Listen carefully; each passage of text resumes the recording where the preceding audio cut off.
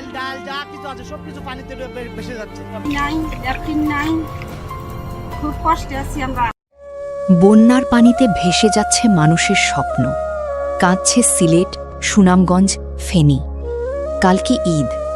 অন্য সময় এই মুহূর্তে ঘরে ঘরে চলত আনন্দ, নতুন মেহেদি দেওয়ার ব্যস্ততা, কোরবানির প্রস্তুতি আর পরিবারের হাসি।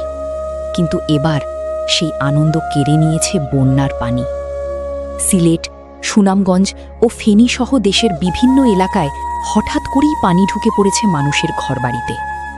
কারো রান্নাঘর পানির নিচে, কারো বিছানা ভাসছে পানিতে। ছোট ছোট শিশুদের কোলে নিয়ে অসহায়ের মতো দাঁড়িয়ে আছেন মায়েরা। বৃদ্ধ বাবা মাকে নিয়ে নিরাপদ জায়গার খুঁজে ছুটছেন অনেকে। যাদের হাতে থাকার কথা ছিল ঈদের বাজারের ব্যাগ, তাদের হাতে এখন ঘর বাঁচানোর শেষ চেষ্টা।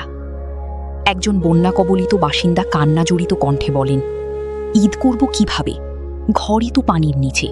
সন্তানদের নিয়ে কোথায় থাকব সেটাই বুঝতে পারছি না। বন্যার কারণে অনেক এলাকায় বন্ধ হয়ে গেছে স্বাভাবিক জীবনযাত্রা।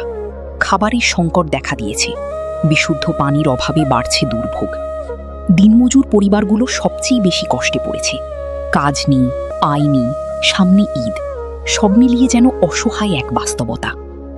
যে শিশুরা ঈদের নতুন জামার অপেক্ষায় ছিল, তাদের অনেকেই এখন তাকিয়ে আছে পানিতে ডুবে থাকা নিজের ঘরের দিকে। ঈদের আনন্দের বদলে চারদিকে শুধু কান্না আর অনিশ্চয়তা।